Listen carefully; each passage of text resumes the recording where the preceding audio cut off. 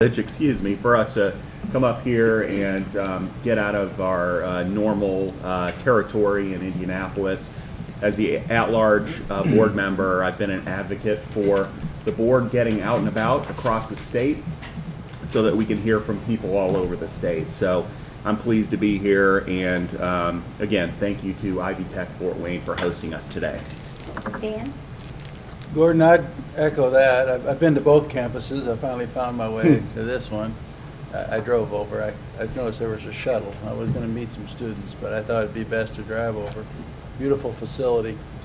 I wanted to make a comment just to the board about leadership and the messages we send. And recently I saw a letter that was sent to the governor.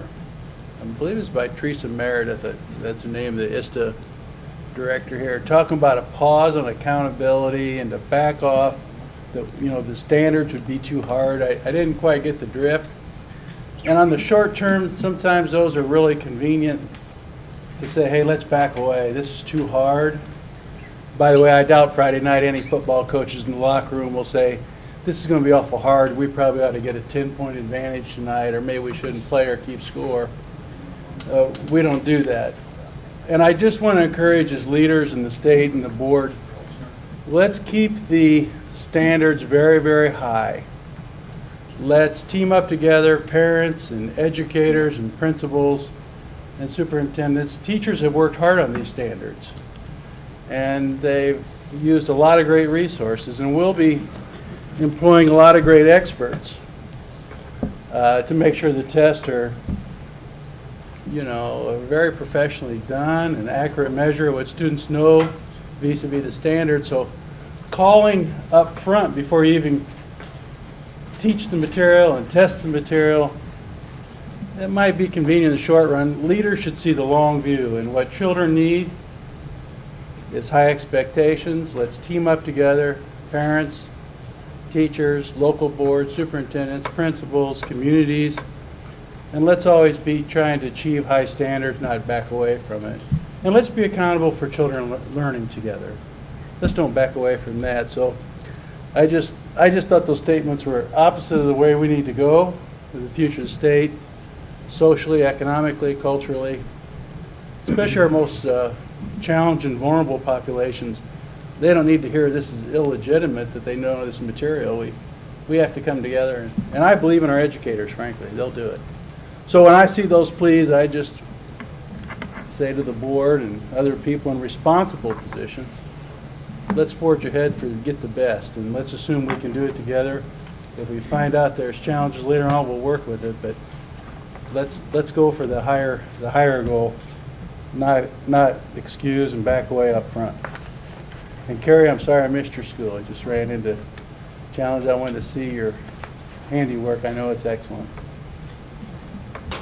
Thank you for letting me make that statement. Carrie? Well, touching on that, I really appreciate, I know it's out of people's way, but I appreciate having the meeting up here in northeastern Indiana. I appreciate board members being able to stop by Riverview. I get the opportunity to be grounded every day by looking at my classroom and my kids and realizing, when we make a decision here, it impacts them. But not only them, they represent, all of the kids across Indiana. And so I appreciate getting to share them with you because I'm the mother hen, and so I've said several times to them on the tour, they're like my own children, and I enjoy showing them off, and so I appreciate it, and I appreciate the staff in my building being good hosts. So, Brad? Madam Superintendent, I too want to thank Carrie Wicker for hosting us. It was a great visit with school teachers today at Riverview. It's great to see your school and actually engage in the conversation. I also wanted to take a second to say thank you again to department staff with the recent approval of the waiver and the extension. One of the things I did note in the last meeting was that we had copies of letters from our federal representatives, bipartisan letters, explaining the need for that to be approved. And one of the things that I've been thinking a lot about that I would love to see if there's a way for the board to engage our federal lawmakers is have a larger conversation around No Child Left Behind. I don't think it's coincidence that from the time we accepted the waiver and we got more autonomy as a state to assert our accountability model and make more local decisions about how to use federal dollars, we started seeing improvements in schools. And while I think there are things that are helpful inside of No Child Left Behind, I do think that many of the mandates as they exist in there and have not been changed since they originally came out in 2001, actually contribute to an ethos in our schools around testing that's not healthy. And as we work through our assessment system and have those conversations, I would really love to find a way for our state education policy leaders here on the state board to engage all of our federal representatives in both the House of Representatives and the Senate somehow. I know we can do it individually as board members, but I would almost like to see us collectively do something like the state of Vermont did recently with a resolution to them, basically calling on them to take a look at this as they look at reauthorizing No Child Left Behind, to see how we can better work with our federal counterparts to make sure that we're letting states have more autonomy over how we use federal resources here locally. I think it would be better for our schools. I think there's ways we can streamline our assessment system, and I just think, frankly, the lessons of the waiver of the last 3 or 4 years have been giving more local decision-making back to our school districts is always a better result for our students. Actually, Brad, on that comment, if I may, my federal liaisons at the Department of Education would be happy to take that lead. I at the department and others have already expressed a need to have No Child Left Behind reauthorized, and have met with federal groups already. So we'd be interested in entertaining that. Andrea? First, I was going to point out we do have 4 empty chairs, and there are more than 4 people standing. So I don't know if there's some way we can get the chairs to the members of the public. Rather than a cause for celebration, I see the ESEA waiver as a symbol of what's going wrong with education policy in this country. Secretary of Education Arne Duncan is essentially legislating from the executive branch, in my mind. He's micromanaging the educational policies and practices in the 50 states through this waiver policy. A Vanderbilt law professor, Derek Black, has written an article for the Vanderbilt Law Journal in which he makes the case that Duncan's actions are actually unconstitutional. He writes that the changes we've seen through both waiver policy and the adoption of Common Core throughout the country, quote, were the result of the United States Secretary of Education exercising unprecedented agency power in the midst of an educational crisis, the impending failure of almost all of the nation's schools under the No Child Left Behind Act. The Secretary invoked the power to impose new conditions on states in exchange for waiving their obligations under NCLB. As a practical matter, he federalized education in just a few short months. I'm happy to say that Louisiana Governor Jindal has filed suit against the federal government, charging that the exercise of waiver policy by the Secretary is unconstitutional, and I hope Governor Jindal prevails. Is Governor Jindal running for anything? He's a smart conservative. They're all running for Any something. other comments from the board? Moving on to the agenda, we have general public comment. We have one person who wishes to speak under the general comments. The rest will be speaking later during the topic of Repo 3. John O'Neill from ISTA.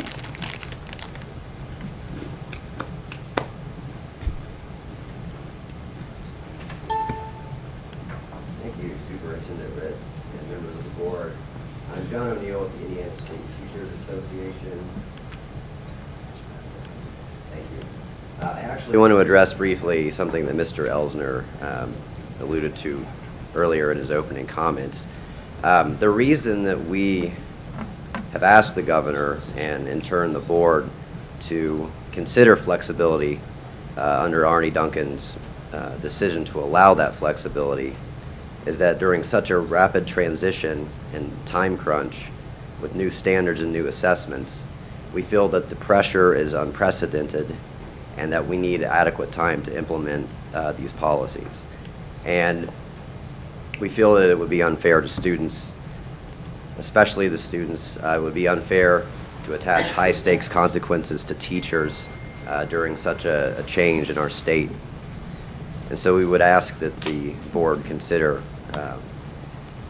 suspending accountability, as Duncan has indicated, labeling these schools without a baseline score would be unfair, and we believe that that pause is necessary. We're fully confident that everyone involved, all the stakeholders, are competent in proceeding with implementation. But as we've seen in other states, there could likely be a drop in scores, and we feel that that's something that we need to anticipate. So thank you. Thank you very much. Superintendent Laura? Riggs, may I address that? I just want to answer that and echo the comments of Mr. Elsner. I think we have to ask ourselves, what are you asking for? You're asking to pause accountability. And the whole point of accountability is consistent evaluation that gives parents and students data to make the best decisions about what schools they should be going to. You just can't pause that. We on this board will figure out a way to make sure that no one is punished because a new test has been put in place, but you can't pause the very thing that families are relying on to make good decisions.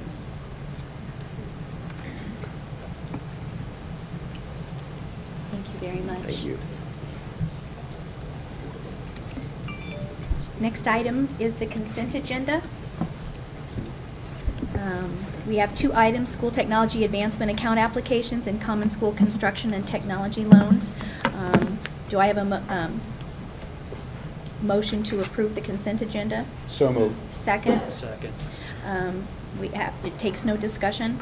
All those in favor signify by saying aye. Aye. Those opposed? Sorry, BJ, I will wait for you. Motion is approved. We're on to new business. Let me ask first, Andrea, we did not remove lead partner update from discussion. So let's go ahead and have discussion, and then we may take action, okay? So lead partner update, TNTP and IPS, are either representatives present? Yes. Dr. Farabee? And TNTP? Okay. So now you had a presentation that we received. We were looking forward to actually seeing that and having discussion regarding it. But it's my understanding things may have changed in 2 days, last week. Good afternoon. We received word this morning that TNTP has withdrawn their partnership with the lead partner proposal that we submitted in your materials for review. We're asking at this time that we be given the opportunity to go back and review other requests for proposals to initiate a new lead partner relationship for the 2 schools that are in question.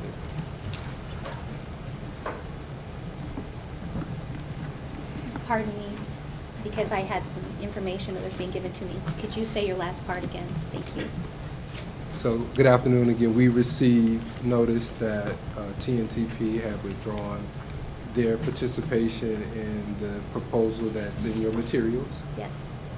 Once we learned that we had a conversation with Teresa Brown, and it's our recommendation that we be given the opportunity to review the request for proposals of those who responded to the lead partner request and have an opportunity to review those and align the proposals with our goals, our needs, and bring back a new proposal and a new partner.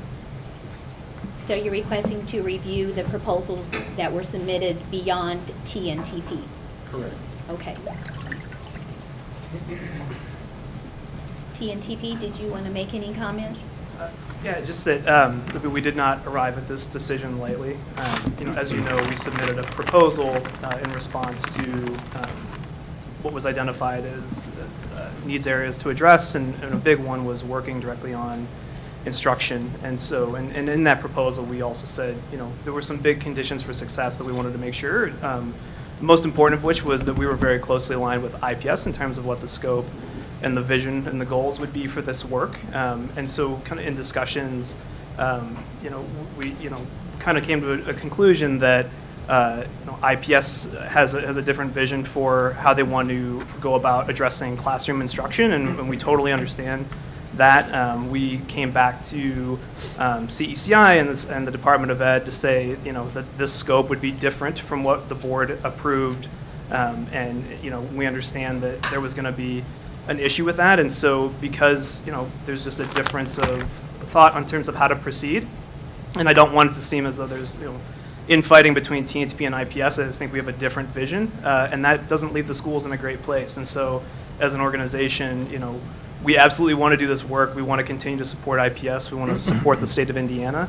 But we feel like we have to make the tough call to just say the conditions in this case are not present, and we have to own up to that and be upfront and make the decision to not accept state resources to do this work. Any questions? Can I ask why TNTP isn't coming to the board first? I mean, you're the lead partner that we've approved. Right. So what I'm not understanding is you're withdrawing your recommendation because IPS is asserting they want to go a different direction. But this is the body here that's saying you're the lead partner, which to me, if you're the lead partner, you lead on those decisions. So why are you withdrawing? I'm assuming you're coming because you're withdrawing, but I don't understand that, because I think that decision would rest here. You should look to us to say, there's two differences of opinion here. State Board of Education, what should we do? And that is our request of the state board. I mean, to be clear, I mean, in this relationship, we have to be closely aligned with IPS for this to work. And as we kind of work through to set up what the scope and the goals for this would be, it was clear that there were just two different visions, and that this would not leave the schools in the same place. So I understand, but that's... I agree, but I know I personally spoke to this the last time this was in front of us, because we had quite a conversation about how much we were going to allow IPS to lead on this, and we tried to find a reasonable middle ground to say the board has a responsibility here. We don't have any empirical evidence in front of us to make a decision to release this school. So therefore, we made the decision to keep a lead partner here. We made a decision to go with you. We did communicate we wanted collaboration, because I certainly want to support Dr. Farabee's vision, because I think he's communicated to the board before a sincere desire to move IPS in the right direction. But I would expect these differences are going to arise. But if you pull out and we select another lead partner, we could be right back here doing the same thing with every lead partner. And I don't think that's the right solution. So I guess what I'm not understanding is it's being communicated that you've already withdrawn. I'm hoping that's not the case. I'm hoping you're here to say, help us, because I'd like to see the board weigh in on this. Yeah, I'm sorry. Well, I just have another question. My quick response to that is, I mean, it is a request to withdraw. We have not entered into a contract as of yet, and so it's our strong request to withdraw. We just don't feel like we are best positioned under the circumstances to be out in front on this, given the conditions that we laid out in the proposal. So I totally understand, and please know that we don't want to put the board in this position. We didn't come to this decision lightly. What we really don't want is to be back here in 12 months, just kind of with reasons for why it didn't work and lessons learned, if we kind of feel now that it's not set up to be successful the way that we drew it up. Andrea? I think my question's more for Dr. Farabee. It seems to me the new teacher project expertise is in instructional assistance, in making sure schools have excellent teachers in the classroom. And looking at the report that had been sent to us in advance before we knew about the intent to withdraw, it looked that was one area in which you did not want them to take the lead. And I'm curious why. It seems that would be the reason we would want them to partner with a school, is to provide that instructional assistance. So can you just explain your thinking on that and why you thought IPS should take the lead on instruction? So let's go back to our charge from the previous meeting, and that was to go back and develop a collaborative relationship with TNTP. We also received the charge to do a needs assessment to identify areas of need. We did that, and we selected a partner based on those areas of need, which dealt with more with leadership and culture in the school, which we believe is a strength for TNTP based on our previous relationships with TNTP. But if we are shifting to a focus of instruction, we believe that there may be better opportunities in other providers if that's a requirement. If that's not a requirement, we feel confident in the model that we've created for John Marshall, and believe that same model will help improve student outcomes, not only at John Marshall, but at Broad Ripple and George Washington as well. One of the things I think I'd like to see is a comparison of different models at work and success rates. And so it seems to me having TNTP in the mix would give us one more point of comparison in the data. Again, we follow the direction received, and that is to do a needs assessment, identify needs, and determine what our goals would be, and identify a partner that can support those goals. And we felt like TNTP was the best partner to support those goals. Join the conference. So if we're at a crossroads, whether who takes the lead on instruction, there is a misalignment in the strategies that TNTP is wanting to employ and that we're currently implementing in our schools. And I completely agree with Ian. I think if we're not in a good space in terms of agreement what we would like to see happen, I just don't think you're going to get the outcomes that you're expecting from us. Could you describe the misalignment?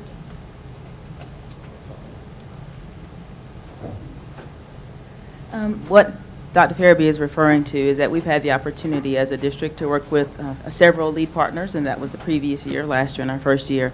The misalignment, I believe, is really in the essence of how we approach things. When I was able to assess our lead partnership with Voyager, Scholastic, and TNTP, I assessed that their approach to instruction differs from our approach.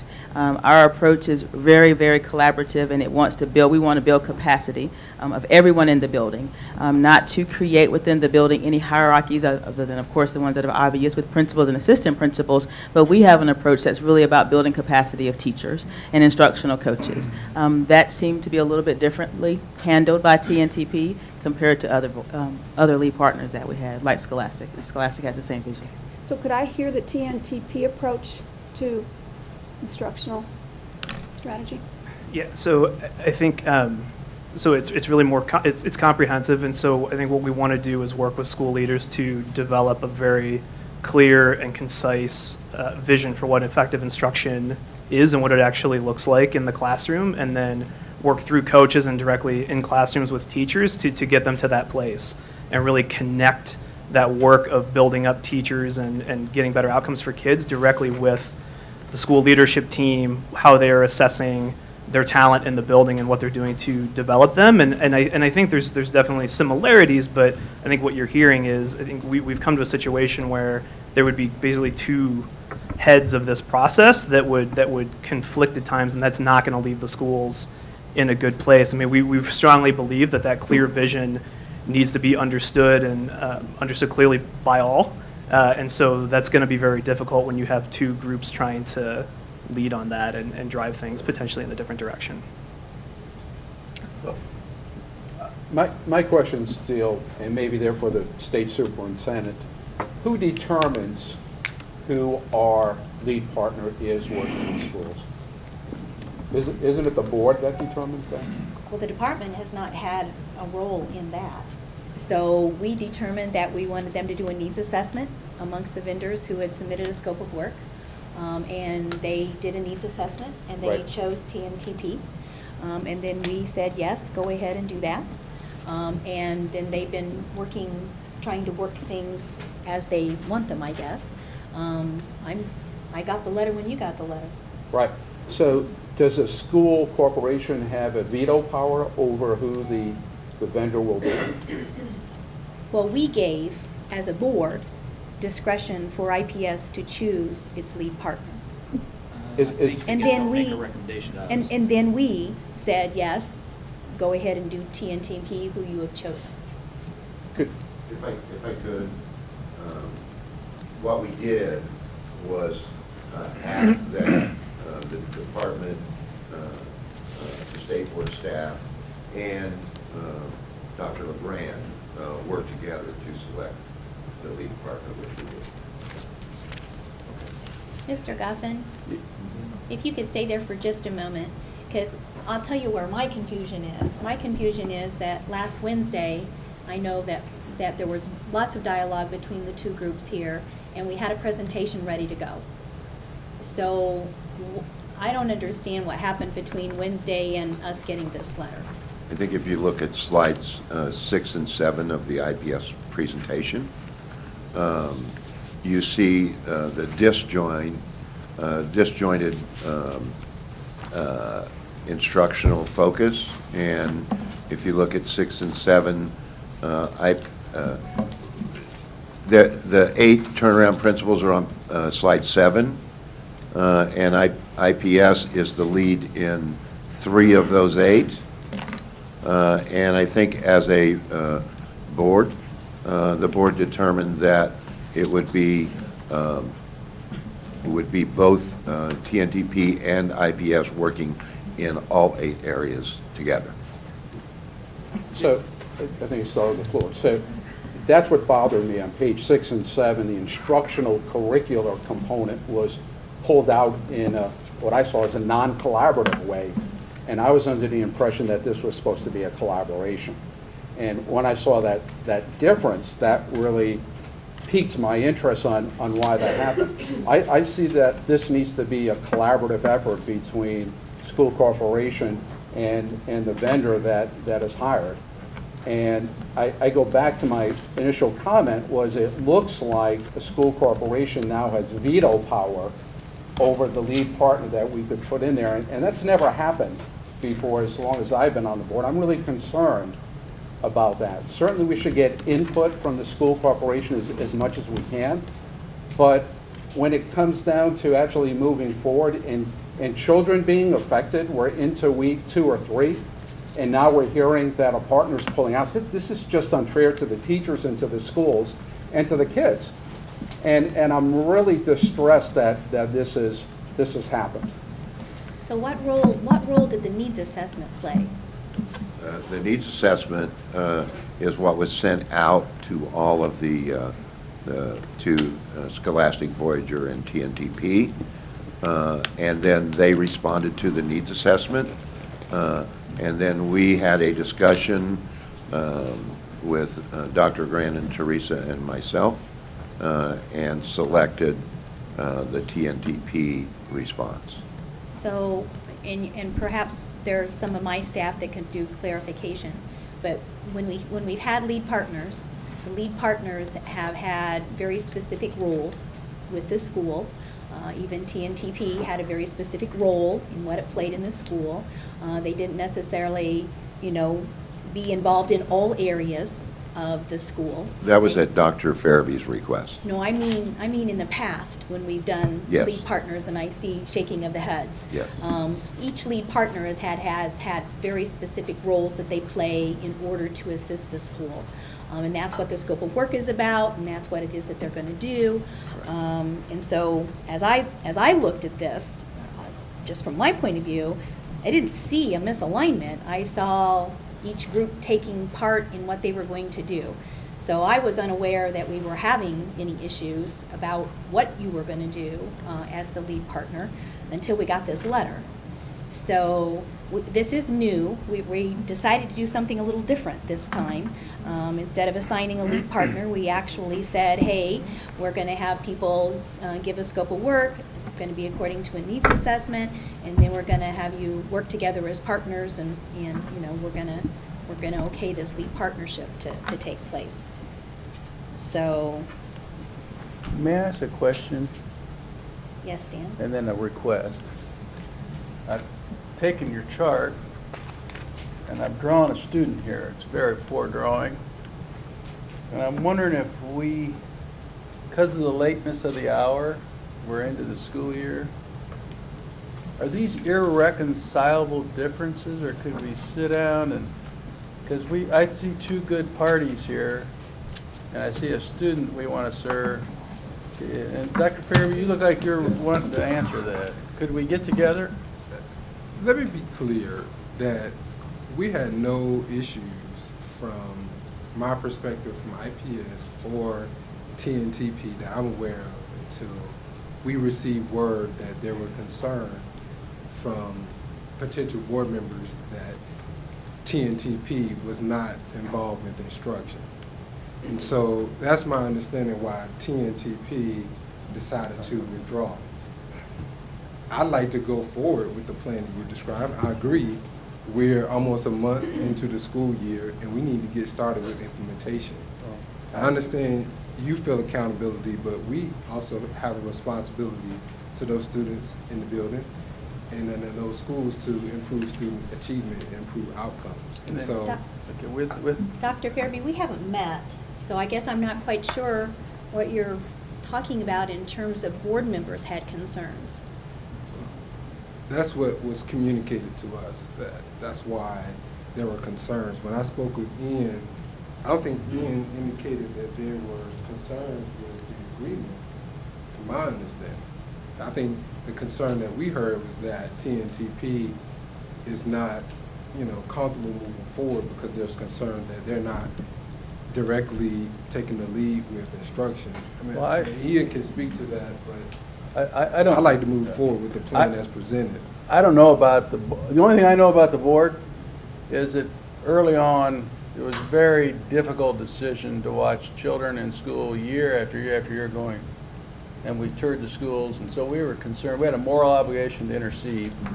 So when we picked intervention, and this is kind of a modified intervention to a whole new management team, we wanted to make sure experts were, that we pay. I think, how much money are we going to invest in this year? 600,000. So 300. This is a third of $1,000,000. It's a lot of money. Students' future is very important. And so the only thing I've ever heard from the board is we knew we had to improve instruction, and if we picked a lead partner, we wanted to give them enough authority, I'm not trying to, it's not a power play, but enough latitude that they could really get in there and help do this. So then this is my request, so after asking, and maybe I'm just being naive and too simplistic here, could we get our board staff and y'all folks together, and Dr. Fairby wants to do the right thing, you all want to do the right thing. Sounds like we got 5 out of 8 deals where we're pretty good. Could we get 2 more and get moving? That would be my request. I think we all know what the board wants. We want the young people better served. We want that school up and moving and back in your corral. And then we aren't having these meetings and taking your valuable time away. And I just think we're so far along in the year, it would be so much better if we got an agreement here for everybody. Does that make sense, Gordon? Gordon? First of all, I would like to know who's communicated on behalf of the board, because I know Right. that this board member has not been communicated. Okay. Well, I don't know who's concerned. Maybe the other board members were Maybe that was concerned. way back months ago. Yeah, but, I echo Dan's comments. I feel like you guys should get in a room and figure it out and come back in half an hour and report back to us.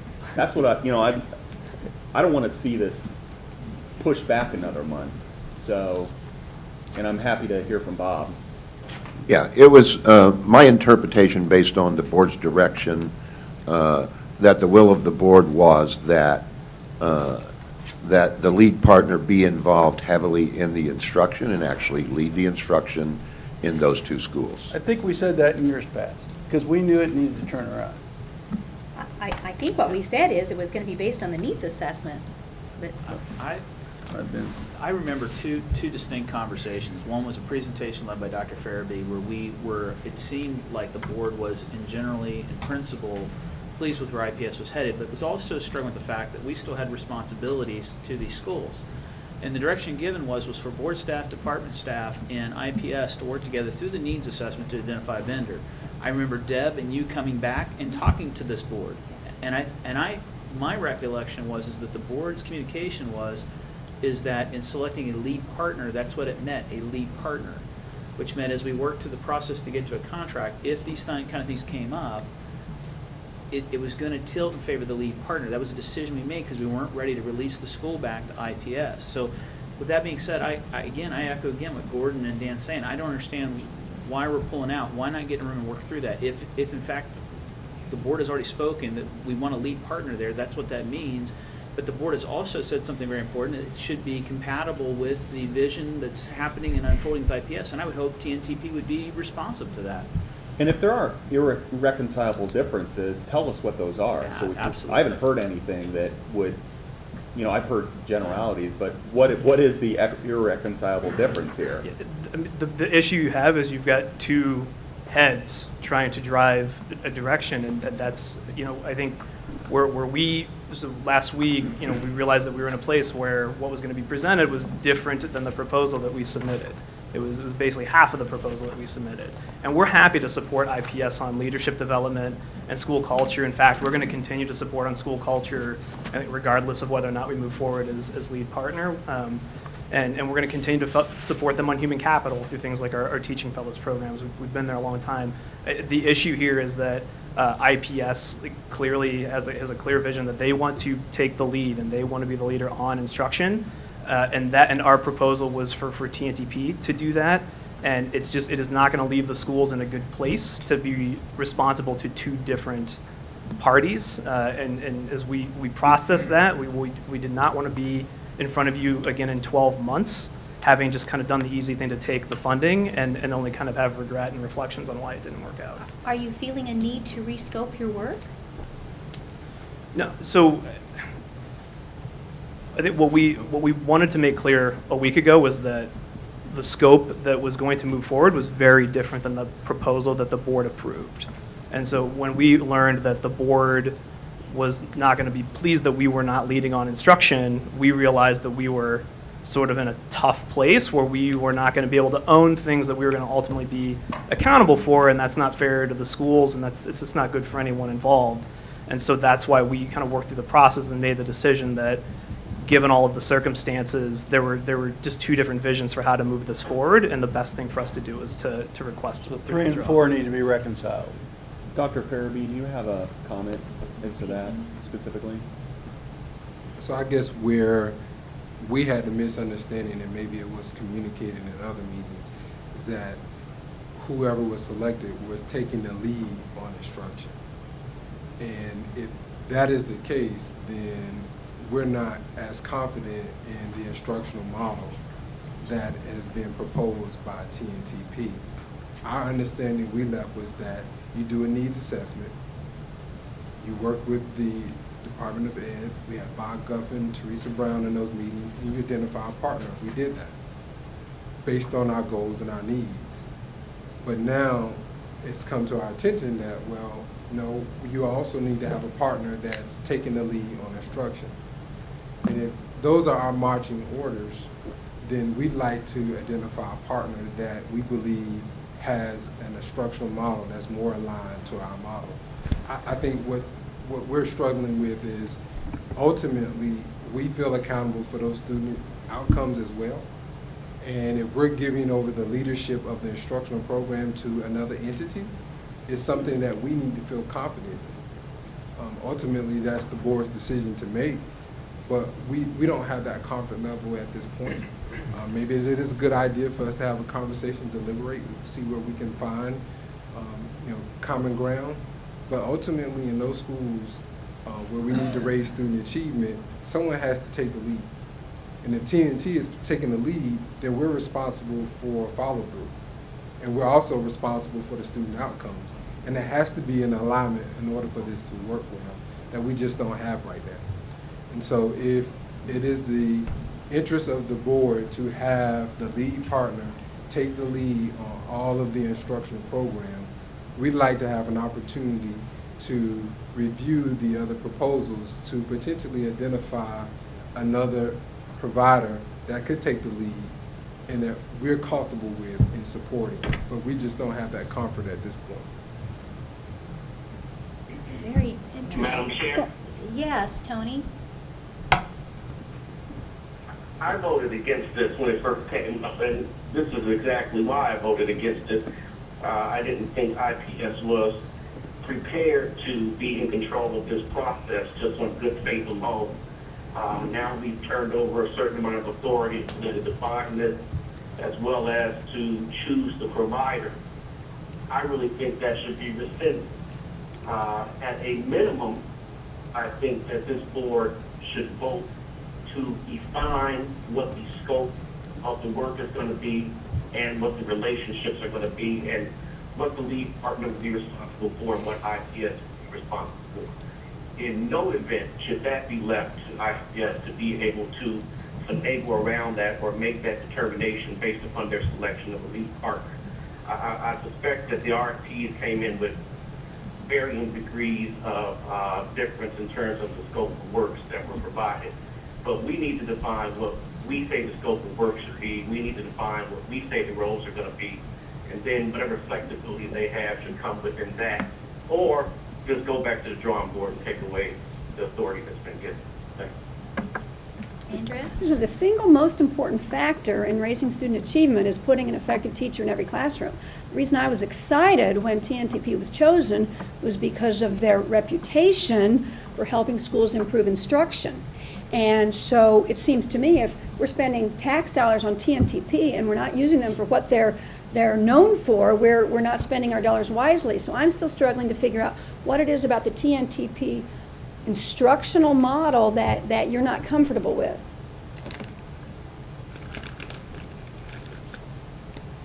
I think I'll give you an example, and it's just a general example.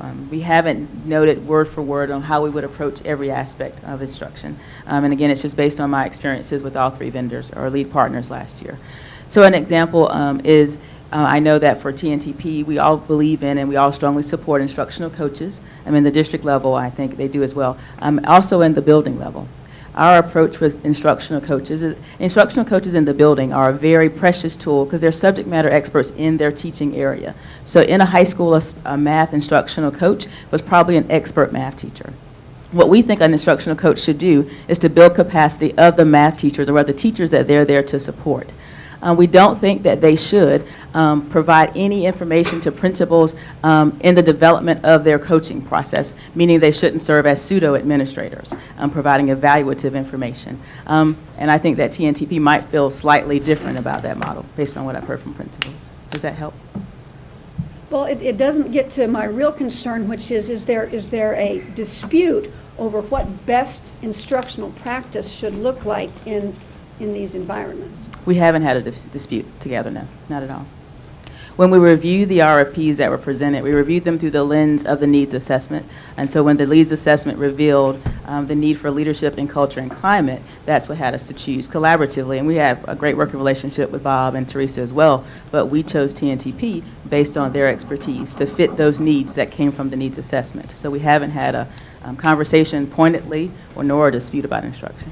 But you can see why instructional practice would be most important to members of the board. Yes. Because of the data showing that the quickest way to improve student achievement is to improve teacher effectiveness. Yes, for us too. Carrie? Was instruction and TNTP's model of instruction not known before they were selected, I guess is one of my questions. The second thing that I want to say is that IPS has had more leeway in this than we've ever given anybody else. And we're in this process because there were problems and we're worried about kids in the classroom. And I understand you are too, but this is our responsibility too. And so we feel that responsibility. There are many schools and corporations in my district that would love to get $300,000 and get to pick their own lead partner and dictate what they do and don't do. And I've had some of them call me and say, when can I sign up for that? Because if you as the corporation get to dictate how your lead partner works and who they are and what they do for the money, many of them would love $300,000. And I don't think that was really the intention of the board to make that the kind of the procedure, the precedent. And that concerns me. Madam Chair, I'd like to make a comment when it's appropriate. Yeah, go ahead, BJ. My recollection, I'll piggyback on what Tony and Carrie both have said, is that we were comfortable with IPS being a co-partner in this, but we weren't sure as to their capacity to be the complete lead partner. And I guess I'll echo what Tony said. It appears to me that in many aspects, they're becoming their own lead partner. I don't think that certainly wasn't my intent, and when I voted to support this, I don't think it was the board's intent. I would hope that IPS and TNTP could go back to the table. It's always best to go back and come to some common ground. But if not, I think this board needs to revisit the co-lead partner arrangement for Bob Ripple and John Marshall, because I'm not sure that it's working. May I make a comment? Dan? At the risk of getting in the weeds, I kind of understand the instructional coach just being coach and not being part of the administrative structure evaluates.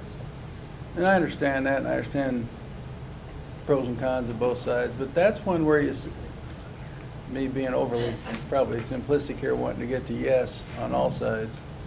Could we say, well, in this arrangement, let's try it this way and see if instructional coach,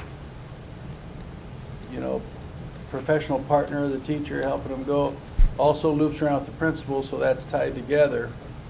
And I understand some people are worried then, well, then it's part of the evaluation, it kind of changes the dynamic. So I appreciate that. But I would just hope, would it be so bad to try that in this school and see what kind of difference results we get in terms of culture and cooperative? And then if there's some other key points, get them worked out.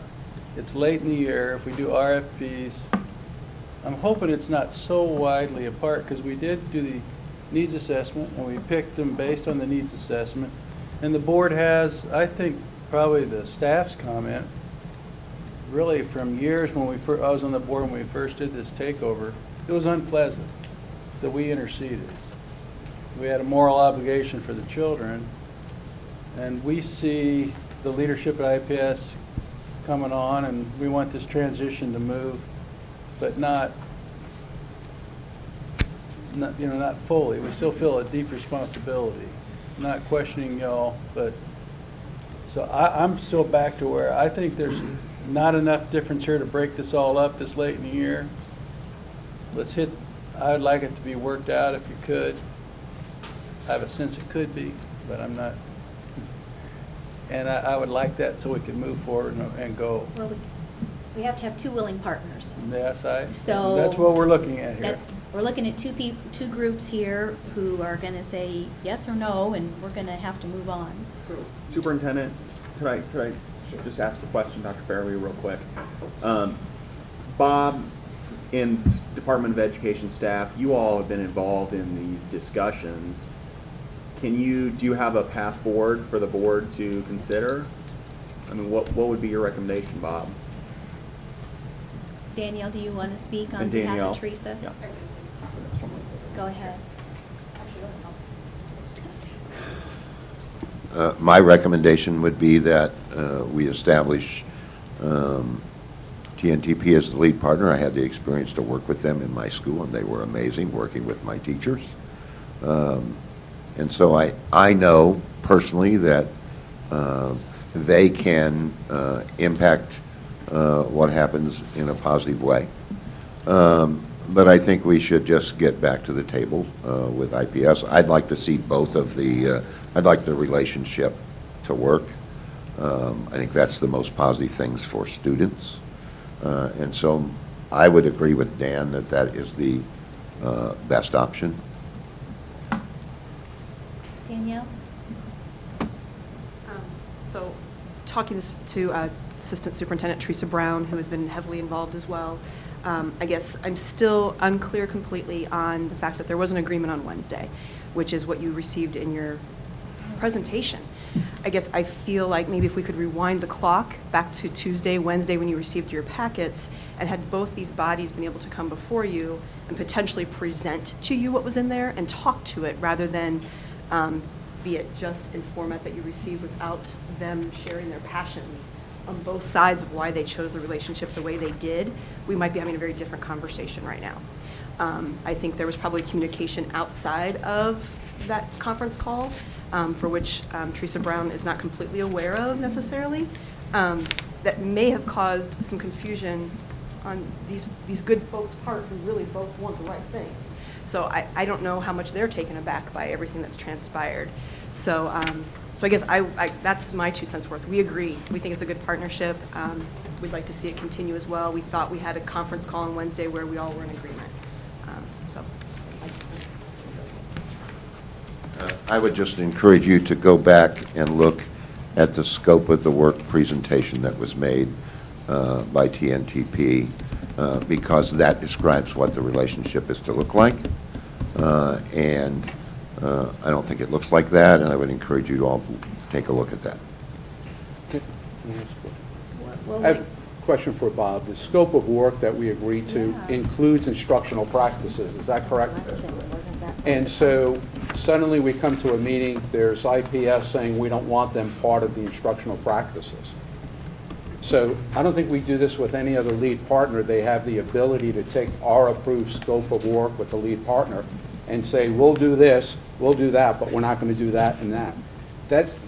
We've given some flexibility to IPS, as one of my colleagues has said, and you know, a good deed doesn't go unpunished. You know, I mean, we're into a real problem here. We've made an exception, and now it's coming back to bite us.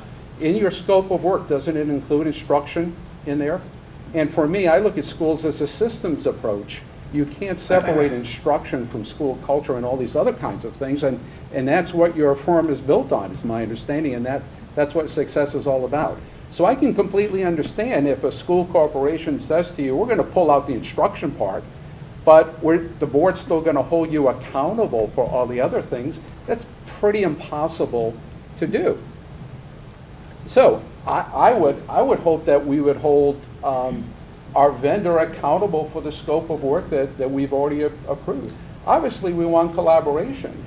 But if we set this precedent, any school corporation can come back and say, we're just not going to follow what you prescribe for us in the scope of work. I think it's a dangerous precedent, and it doesn't make sense on what's happening. Superintendent. Brad? I appreciate the conversation. I guess I have a question for TNTP. If the board took action today to clear the waters and say, we are selecting TNTP as a lead partner, we want you to go back to the table, understanding the sensitivity that the board felt it expressed in previous board meetings where we said, we get the vision where Dr. Farabee's going, we want their input, but you are the lead partner. Would that clear this up in a way that we could get this to a contract and get moving on behalf of kids?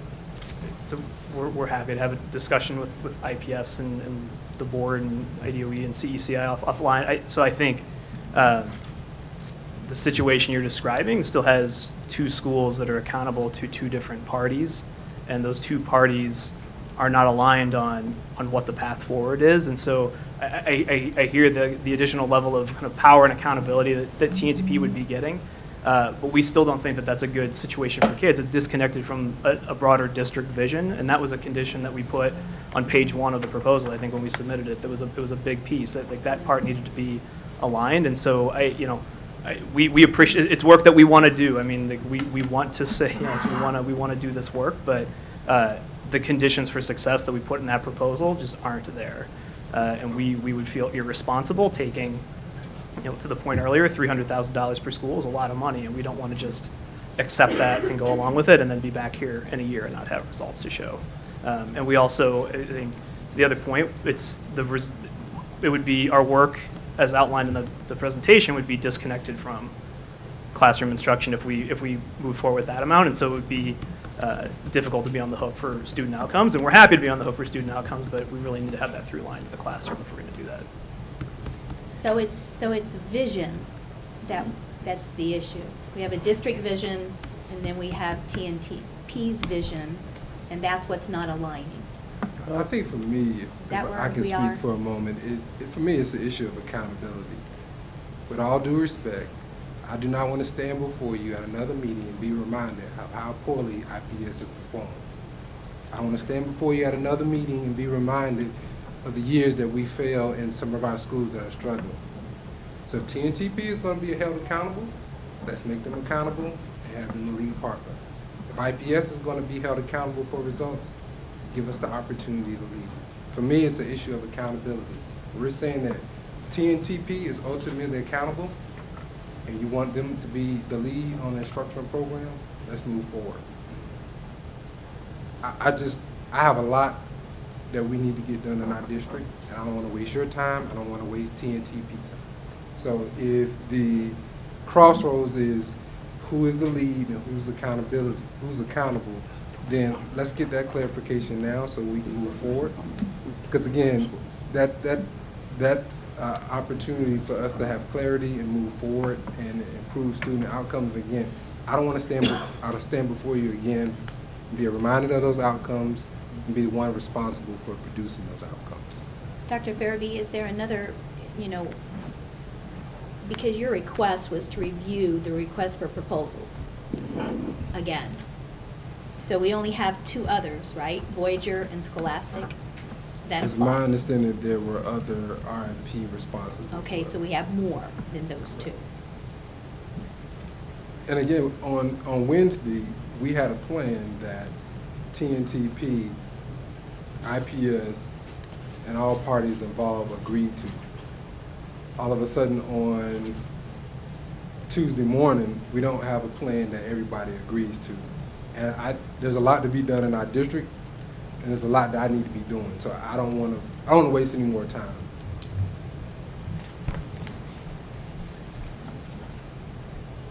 So we've heard discussion.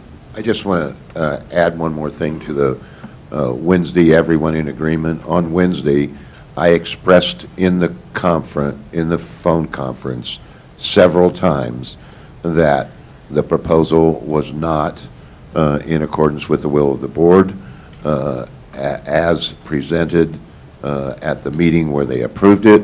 And the conversation went to, we'll just go ahead and present and allow the board then to make decisions about where we go from here. And so that's what happened from my perspective in that phone conference on, I think, last Wednesday. So Bob,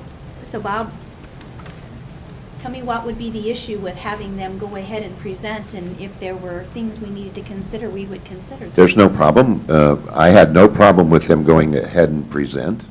What I did at that point was to take a look at the agreement, and then we received the letter last night, I think. Superintendent? Dan?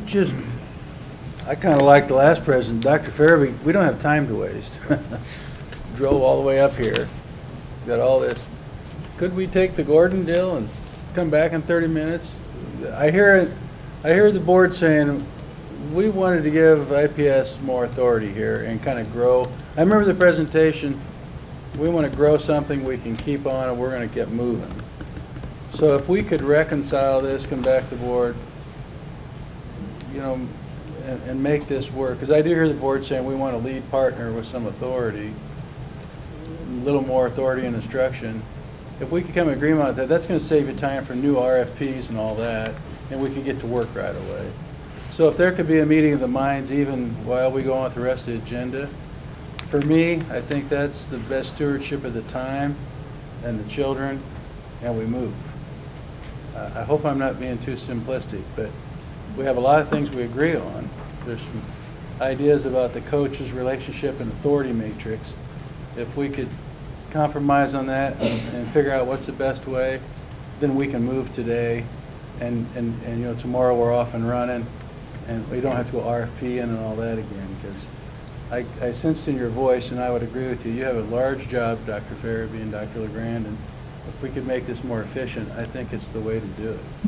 Yeah, I agree. I mean, I think that, you know, everyone's heard what the board's feedback is. So if there's a way, I mean, if you think that's possible, to, you know, take a sidebar conversation and see if you can get the meeting of minds on some of these issues that are, you know, they're important issues, but, you know, I think you've heard what the board said. Is it possible? I mean, do you think you can do that? We're certainly happy to talk to IPS and collaborate with IPS and whoever else, and we'll do that. I think we are going to be back in a similar place where we outline conditions for success that how we would proceed would align with the broader district vision, and that this would move in a unified direction. And it sounds like there's sort of two options. One is that we're not directly taking the lead on instruction. Option two is that we are sort of in conflict with IPS's broader vision, neither of which is a good thing for kids in this case. And so we're happy to work with IPS, and we're going to continue to support them in other ways on some of these pieces. And so it's just, I think we're going to be back in the same place in 30 minutes. I guess I don't understand that way of thinking. IPS pursues its broad vision in all of its other schools, and then we can compare that data to what the new teacher project approach achieves in these 2 schools. I don't see that. I thought that was the whole point of having these partnerships in the first place. And if the partner and the school district have to agree on the instructional practice, then you might as well not have a partner. I'm kind of floored by the whole discussion. It seems to me we want these 2 schools to have a different approach than the other, and then we'll compare them and we'll have really good data.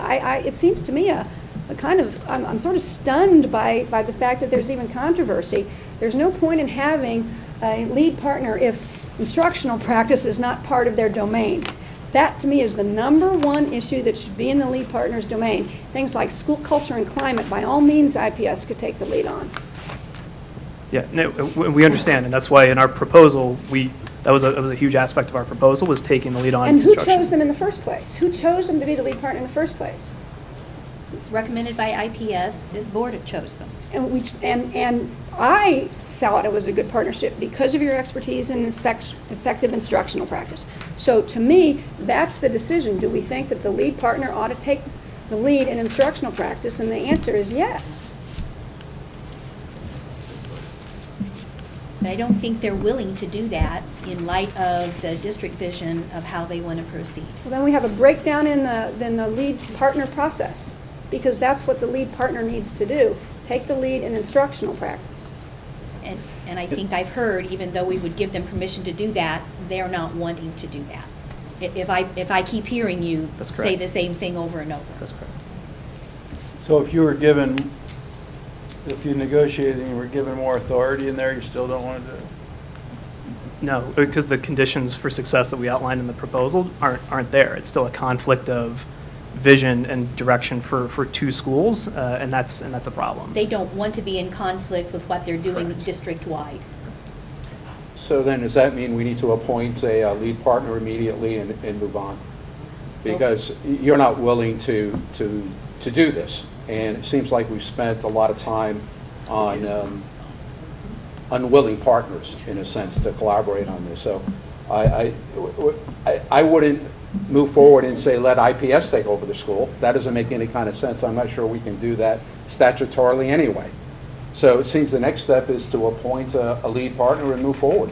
Well, we have to review the proposals. We wouldn't know who to appoint. Right. I understand there's a So process, I think it would but be as quickly as to review possible. the request for proposals and bring I- something else to the board. I would ask, in that we provided IPS some flexibility in this to make recommendations. I don't think that system has worked. And so as one member, I see other members agreeing, I think we tried this. We tried to provide some flexibility. It has not worked. To do it again would be just making another huge mistake. And so I would ask that we move forward in a typical, usual kind of way of appointing a lead partner. And Superintendent, if I may. You may. We have 7 proposals we received. If you remember back a year ago, we said, let's have a pool, if you will, Great. of lead partners at your disposal. And of those 7, those have been scored by a common rubric. So we actually have quite a bit of a lead on being able to present to you and whomever else would be involved in this decision what those 7 partnership proposals look like. And the scope of work includes the entire school system, and the system of the school, which includes instructional, school culture, and so forth. Is that correct? I would have to, it's been a while since we've looked at them, but I did reach Assistant Superintendent Teresa Brown, and she did say there are 7, and they have been scored based on the needs assessment of what the schools were at the time, or potential schools. And it doesn't require the school in which we're working with to approve or veto each one of those components. We adopt a lead partner, and they are the lead, and they move forward. Is that correct? I believe that's the will of the board, yes. Okay, thank you. Typically, I believe the process is that the Department of Education makes recommendations Based on the upon rubric. those teams, and we bring that to I you. understand. But Yeah. I just, this notion of a school corporation sort of picking and choosing which components of a school they're going to veto, and I would agree with my colleagues that instructional practices is at the heart of what we're doing here. We're trying to drive student achievement forward. And so this notion that schools are going to veto certain components doesn't make any kind of sense.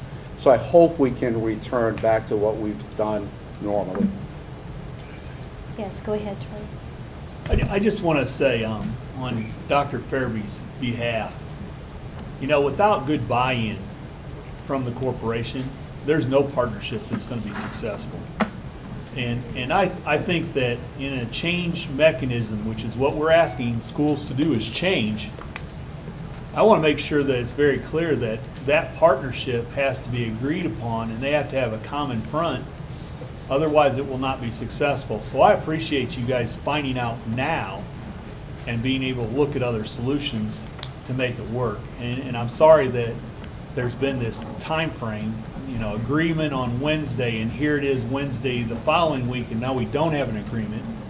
Disappoints me in many ways, but I want to make sure that I'm very supportive. I think that if you don't have buy-in, you will not get change. I was still hoping we could have a shotgun marriage, but you know, I guess I'm confused because I've heard that you are willing, both parties are willing to get in the weeds and figure out some of these details as long as there's a clear understanding on the board, certainly, as to the accountability. I mean, am I wrong? I thought I just heard that. So, and now basically we're saying there's no way we can get to yes. So I guess I'm still. Yeah, I've heard we can get to yes, then we can't get to yes. I'm still in the camp that I'm hopeful we can get to yes. And like Dr. Farabee said, you know, he may not be 100% in agreement. You may not be in 100% agreement, but you can define the roles and responsibilities in such a way that, you know, both sides are maybe eating lima beans, but, you know, we're not wasting another month or longer on this important issue. And I guess what I would say to that is, without the full buy-in, our fear is that we're going to waste another 12 months.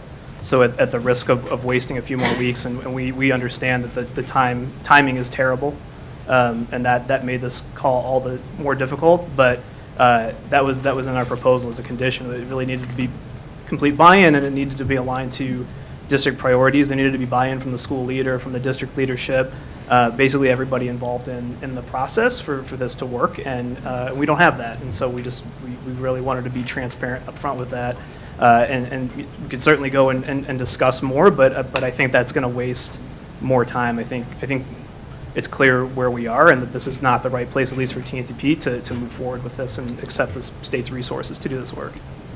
So I think there's only one course of action that we need to consider at this time, and that's to review the request for proposals and then bring back to this board a lead partner suggestion at the next meeting.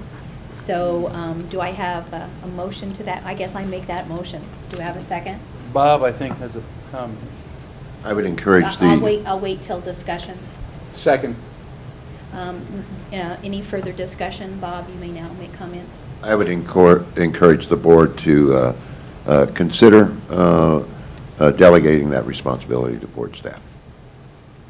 Well, delegating what? The responsibility to find a lead partner for IPS. Bob? And we'd be willing to work with IPS to make that happen. Bob, so the department has the SIG grant, of which this is a proposal as part of a SIG grant opportunity, and we've done all the legwork on this. So the department always takes the lead on this. The intervention is a board intervention. Oh, most definitely. You'll have to. It comes to this board, most definitely. And I think this board approved the allocation of SIG grants. And we certainly could partner with the department to make that happen. We've always been partnering. So what's the motion we have? So the motion is that the department's going to review the requests for proposals and bring a lead partner recommendation to this board at the next meeting. And if I could add clarity to that, board staff take the lead, work with the department, get with IPS, let's get an agreement. That is not my motion. Okay, so if that's an unfriendly It's, clarification? It certainly is, because the department owns. Would you be open to? Right. So I'd like to offer an amendment to your motion, Superintendent. First. Could I offer an amendment? I have a motion and a second. We're on discussion. Go ahead and make your amendment. My amendment, just for clarity, because I'm worried about time here, is that the board staff, it's a board intervention, board vote on SIGGRAT, take the lead and work with IPS, certainly cooperate with the department in this. Just want to make it really clear who's doing what. Get a acceptable lead partner, and we'll bring it back, approve it, and we're moving, right? Well, you've got an amendment. It would be a recommendation for a lead partner? Well, does the board formally have to approve the lead partner then? May I have clarification? You stated that it was statutorily our responsibility. Yeah, we also, the IDOA approval came from the department from the procurement process. So if you're going to procure a new vendor, we want to avoid that process. Well, what I don't know why we're sitting That's here not- talking about whose job it is to bring a recommendation back to this Because- board when Well, the one of board the- has, when we've always done it. Can we delegate that to board staff, means we're the board? Why? Could we get it done quickly, right? What? See, here's my amendment. I would delegate it to board staff, work with the department, of course, find a lead partner, and get it done. But we delegate the selection to the board staff, and we're moving forward. That would be my amendment. And this way, we can move quickly. Is there a second? Well, my question is, don't we have to vote on it regardless, or not? Is there a second to the amendment? Seeing none, the amendment fails. We're back to the main motion. So the motion was that the department was going to review the proposals for request and bring a recommendation to this board for a lead partner at the next meeting, and we have a second. Any more discussion? I just want to A say that question we on the will be able to motion? do this by our next meeting. Yes, Tony? I hope. I'm just concerned that this creates an ambiguity as to who now has the authority to select the lead partner. The board We've already does. previously voted. The We've bo- already previously voted to delegate that responsibility to IPS. No, we did. This No. motion is now suggesting that somehow we're taking back No, no. part of that authority from IPS to do that, N- which not- is, Not at all, Tony. This board has the authority for intervention. It will continue to have the authority for intervention. That's why we've been having this discussion for the last hour. So, no. but the idea that, but we have previously permitted IPS to select the lead partner. We never did. That, no, they were recommending, and we took their recommendation. So Okay. that is, All right. that has never been the case. So, roll call, please. Mr. Albert, Yes. Mr. Elsner, Yes. Dr. Freitas, Yes. Mr. Henry, No. Ms. Neal, Yes, Ms. O'Brien, Dr. Oliver, Yes. Mr. Walker, No, Mr. Watts, Yes. He said yes. Ms. Wicker, Yes. Superintendent Ritter. Yes.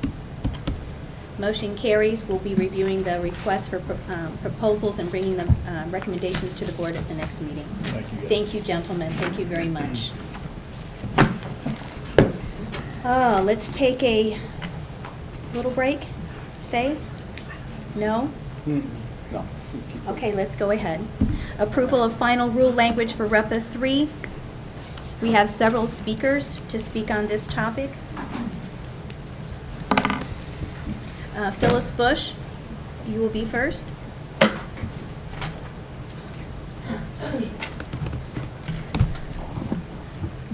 Good afternoon, and thank you all for finally coming to Fort Wayne. It makes our lives so much easier. Didn't have to get up at 4.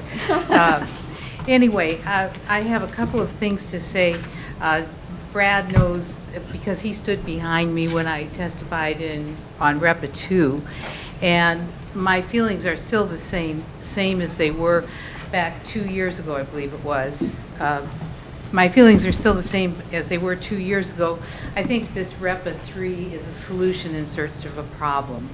And I'm not sure that, I think we have plenty of ways for people to transition into teaching if they want to. And there is a path. And one of the things that concerns me is we had a 6-5 vote on the last time the vote went through. the 5 people who voted against it are all active educators. It seems as though they have the expertise, and it would be important to follow their lead. I also want to stray for a minute on something that a couple of the board members said at the beginning.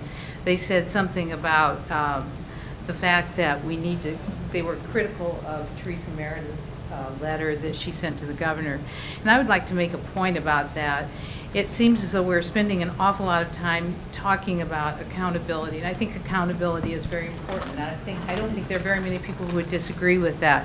Where my point comes is that we are spending so much time thinking about scoring and about accountability as a bunch of numbers, we often forget to ask parents. We often forget to ask the people in our community, what are the important things? And among the things that we don't ask is, what do we want? What are the hopes and dreams of parents? What are the hopes and dreams of kids? I don't think if you ask that question, you'll get anybody answering that question by saying, we want our kids to score higher. We want them to be able to. So anyway, that's all I have to say, and thank you for coming up here, and please make sure your next one is here too. Next speaker is Terry Springer.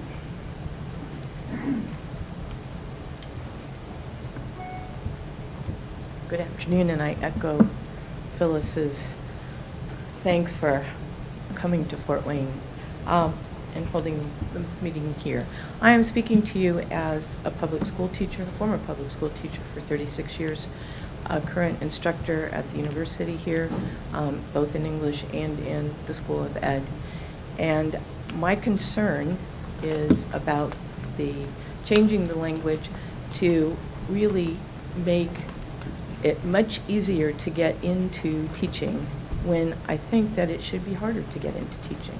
I think that we should have more education rather than less. When I started, I certainly had, by the 5th year of my teaching career, to have a master's degree and to continue my education so that I stayed current. I am very concerned about allowing people coming in who do not have to take those same kind of education courses, who do not have to prove themselves in front of a classroom through student teaching, to come into this profession and walk in the first day without that. They may have knowledge demonstrated on a test, but that doesn't necessarily mean that they can establish a rapport with kids, or that they have classroom management skills, or that they can hit that first day running. And so I'm asking you, what evidence is there that changing these rules are going to attract those people? I've written to you, I've gotten responses, thank you, Ms. Neal. I've gotten responses that say, we can get good people in front of our kids if we make these changes and make it easier. And I want to know, because I haven't been able to find it, what evidence is there that you're going to attract people from the sciences, from engineering, in numbers enough to fill our classrooms at the salaries that we pay teachers in comparison to the salaries that they earn elsewhere? I'm really concerned about that, because what I can see is that, yes, people may be willing to change. There are those people who are altruistic enough to do that, but I also think we're going to get people who have been downsized, and so this now becomes the second profession. It's not the first profession. They didn't choose to be educated as teachers like the rest of us. And so I want to know, is there evidence that we're going to draw large numbers into our classrooms to fill the shrinking numbers of teachers in our classrooms? Do you have evidence that you would share with us? And that's my question. I don't know if anybody can answer it, but that's my question. Thank you very much. John O'Neill will be followed by Janet Gibson. Thank you again, Superintendent Ritz, members of the board. John O'Neill with the Indiana State Teachers Association. ISTA has been and continues to be absolutely opposed to the career specialist language under REPA 3. This is yet, put simply, another attempt to dilute the teaching profession at a time when we need to be raising the bar and elevating the profession with high standards. Removing the pedagogy requirement deprofessionalizes teaching. The requirements that are currently under the pedagogy requirements in REPA 3 are simply not good enough. Content mastery alone is also not enough to ensure quality of instruction in the classroom. Strong research shows time and time again that background in education, proper training, and pedagogy requirements have a direct impact on student learning. Besides, Indiana already has multiple alternative pathways in place for non-traditional candidates. So there's no need, and as someone mentioned, there's no evidence that this is needed in the market. So we ask that the board stop reckless experimentation with our students and strike this from the language. Our students deserve better. Thank you. Thank you very much. Janet Gibson. Janet Gibson will be followed by Sandra Moliere. Good afternoon. My name is Janet Gibson. I taught for 37 years in Fort Wayne, Indiana. I am a parent of a public school graduate who is leading a successful career at this time, and I have a great deal of respect for the public schools of Indiana and wish for them to continue at a high quality. As strong as the support from this board has been, has left the conference. As strong as the support has been from this group, and Mr. Elsner expressed this earlier, that we need to have high standards for students. I feel that weakening the standards for teacher education and training rules would weaken the quality of education for our students. I'd like you to think about, when we talk about putting effective teachers in front of every classroom, think about, aren't teachers who are well prepared the very best role models in education for our students? Thank you. Thank you very much. Sandra? Sandra will be followed by Lori Mullen. I come with you as a retired person of 35 years in the public schools. One of you board members made the statement, it's in the last conversation we were having, instructional practice is at the heart of what we're doing. That's not the same as content knowledge, which I believe is what REPA 3 is about, having the content knowledge. It's the instructional practices, and that's what teacher training gives teachers in our public schools, and I think we need to keep that happening. Thank you. Thank you very much. Lori Mullen will be followed by John Jacobson. Thank you, Superintendent Ritz, and good afternoon, everyone. I'm president of the Indiana Association of Colleges for Teacher Education, and my testimony has joined the conference. It's all right. My testimony today centers on 3 revisions that IACTE recommends for the proposed Career Specialist Permit. The revisions we propose are intended to change and redefine the discussions on the immense value of quality pedagogical training in the preparation of classroom teachers to advance student learning. In an era of a focus on teacher excellence as defined in part by the ability to demonstrate competency to advance student learning against state and national teaching standards, IACTE is very concerned that the proposed rules have no requirement for candidates who seek the Career Specialist Permit to meet the same teaching standards nor licensing requirements approved by the State Board of Education at any time during their career. Therefore, we propose that REPA teaching standards guide the oversight of implementation for this proposed license, and that candidates for this permit meet all licensing requirements, including the pedagogy test. We recognize the recently added language requiring providers to receive board approval to deliver the pedagogy components. However, because the pedagogy component is not tied to teaching standards, and the criteria for approval of providers of the pedagogical component are unknown, the quality of the pedagogical component may vary widely across the state. IACTE therefore proposes that the approval process mirror the approval procedure stated in 511 IAC 1311 for all educator preparation providers in the state, including all organizations providing the pedagogical component called for in this permit.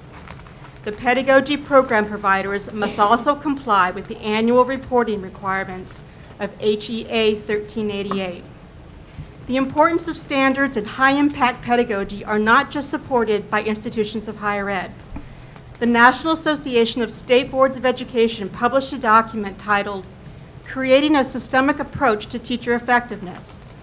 The National Association of State Boards of Education Board of Directors called for the formation of this study group on teacher preparation, retention, evaluation, and compensation. The panel was charged with examining what it takes to educate, retain, and evaluate highly effective teacher workforce. What follows is their recommendation, excuse me, and I quote, preparation programs should focus on core pedagogical competencies that include collaboration with colleagues, reflective learning, formative assessments to drive instruction, technology, clinical experiences, and the psychological development of children and youth. There are no data that substantiates the need for this permit. As it is currently constructed, appropriate pathways currently exist, as previously mentioned. Therefore, we encourage the following 3 revisions: that rapid teaching standards guide the oversight of implementation, that candidates be required to meet the same licensing requirements as others, and that the approval process mirror the approval procedures stated in 511 IAC 1311. Thank you very much.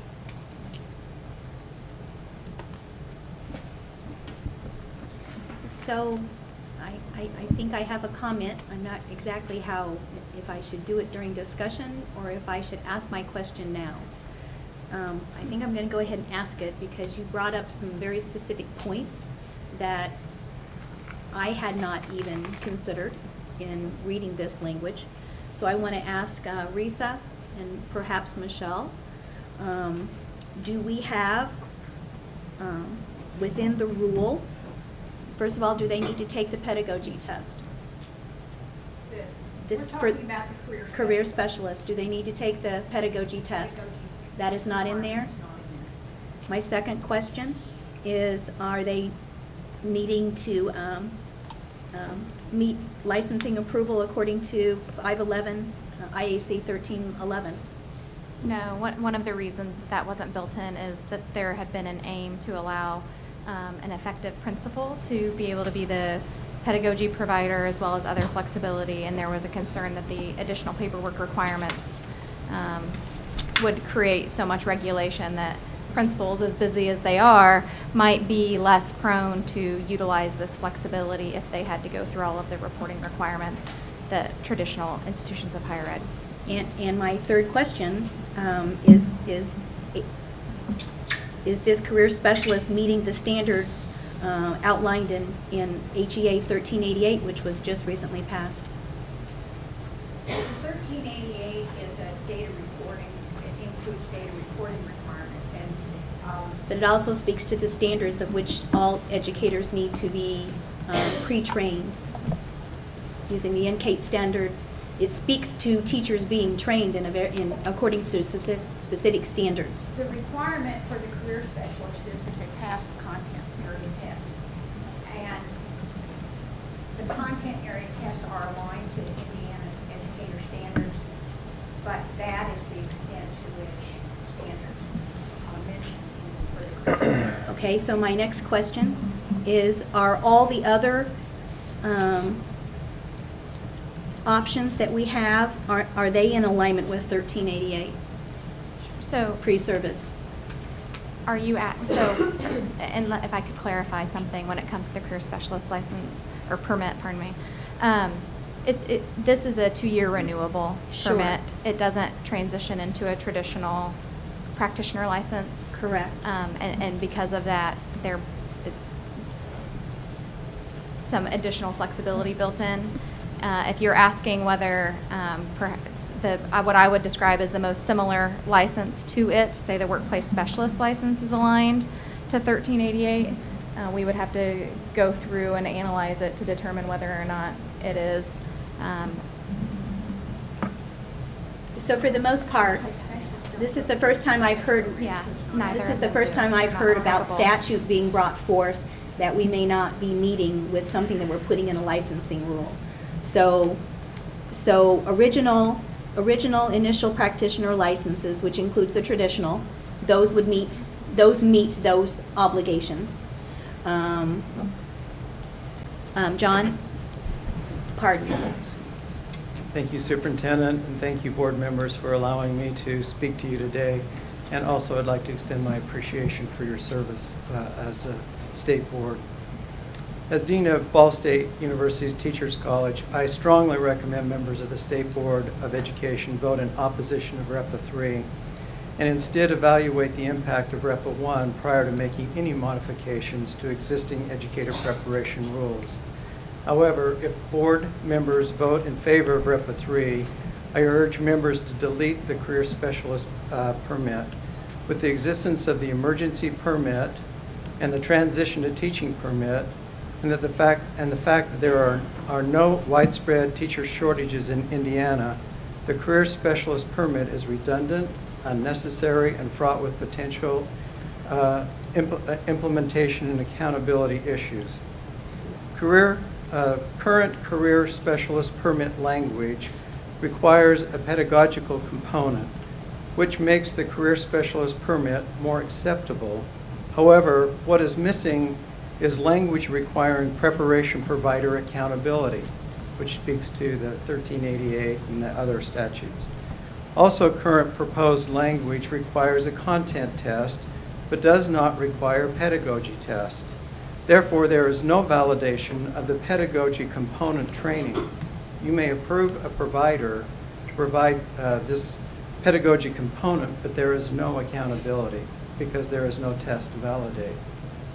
I would recommend that if the career specialist permit is allowed to stay in REPA 3, that the board strengthen the language and require providers to meet the same accreditation and accountability measures required of all Indiana college and university teacher preparation programs, and that all career specialist permit holders must pass the same tests and demonstrate the same level of teaching competencies as required by those who hold a regular teacher license.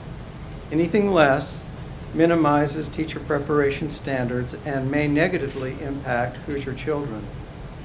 Prior to my post as Dean of Teachers College at Ball State University, I was Dean of a College of Education in Texas. Unlike Indiana, where a surplus of teachers in most content area exists, in the late 1990s and early 2000s, teacher shortages in Texas had reached a crisis in some large urban and small rural schools. In 1999, Dallas Independent School District, with a population of 155,000 students, began the school year with over 600 vacancies. During my 16 years in Texas, the State Board of Education approved over 250 alternative education preparation programs. Texas language for alternative providers was much like the language in the proposed career specialist permit being proposed, and the only accountability for an alternative program provider was that 80% of its program completers had to pass the state licensing exams. As a result, a number of for-profit providers appeared and took advantage of the fact that they were not expected to meet standards and accountability measures that Texas had established for other teacher preparation programs. School districts, many of whom were ardent supporters of allowing alternative providers, began to see an influx of candidates who simply were not equipped with the pedagogical tools needed to exceed in the classroom. These school districts quickly recognized that while allowing providers to deliver unregulated pedagogical programs may have resulted in more candidates, it did not result in more quality candidates. Let me stress again, it did not result in any more quality candidates. When I left the state in 2009, the State Board of Education and the Texas Education Agency had realized the problem and were creating an accountability system to better regulate alternative program providers. This is but one example of a state that passed rules and relaxed teacher preparation requirements that produced unintended consequences. Again, I urge the board not to modify existing teacher preparation rules unless there is a need and research to support any changes. Anything less should not be acceptable to the State Board of Education and to the citizens of Indiana. Thank you. Thank you. Sean Shriver will be followed by Rick Matasal. Thank you, Superintendent Ritz. I would like to add my strong support for the testimony delivered by Dean Jacobson from Ball State University and Dr. Lori Mullen representing IACTE, and for the others who have expressed concern for the Career Specialist Permit and REPA 3 today. However, so I don't intend to be redundant, so my purpose in testifying today is to identify 2 additional items in the proposed rule that I believe, or at least I hope, are technical errors. The first involves the accomplished practitioner license, which was reinserted. Has left the conference. Which was reinserted back into the rule. The way the rule currently is written indicates that a person may qualify for the accomplished practitioner license with 2 years of teaching experience without meeting any other requirements. The rule currently reads that the applicant must meet one of the following: a master's degree or higher, 60 semester hours of graduate coursework if they're a school administrator, national board certification, or 2 years of teaching experience. I believe that the technical error is that it should be that the person has the teaching experience and meet the master's degree or higher, 60 semester hours of coursework for school administrator and national board certification. So I just wanted to make sure that what is hopefully an error was identified. The second error is... Can you look at his time where he is right now? Has joined the conference. Risa, could you address that, please? Is it supposed to be 2 years and those things? Yeah. Because This was an in the microphone, inadvertent please. omission In the microphone, please. This was an inadvertent omission that we made during the drafting and the inserting of the accomplished practitioner back into the rule. And the experience for obtaining an accomplished practitioner license should be experience that is gained after the person has acquired the license. So for administrators, they need teaching experience as a prerequisite for the original administrator's license, but then to achieve an accomplished practitioner's license, they also need experience as an administrator once they once they're holding the administrator's license. Same for school services. So that there's an experience requirement up front for admin, but there should also be, for accomplished practitioner, experience required while the person is holding the license that they're trying to. So does language need to be convert. changed? Yeah, we need to make. We've already written in language that we were going to propose to the board verbally to accept run by the Attorney General's office. We did that. So you have found that error? Yes, we found that error, and Okay. he is correct, and we've taken steps with the Attorney General's office to make sure we can correct that, because that was inadvertent on our part with drafting. Okay. Second? Okay, thank you. The second deals with the emergency permit language that's in the current proposed rule. There were 3 important elements of the emergency permit under the current rule that are missing in the proposed rule. The first is that language was removed indicating that the person holding an emergency permit be required to complete 6 semester hours per year. The second thing that was removed deals with the idea that the applicant must have documentation from a licensing advisor where the program is to be completed, and that they need to be enrolled in an approved program as determined by that licensing advisor. And number 3, it removes the cap on the number of times that the emergency permit may be renewed. As an individual who once worked in licensing, I saw instances where people renewed an emergency permit sometimes 10 or 15 times, and that is why we included in language when we wrote the rule many years ago the cap for the emergency permit. I would recommend that language from the current rule 515 IC 9-1-19 be transferred in full to 511 IC 16-4-1.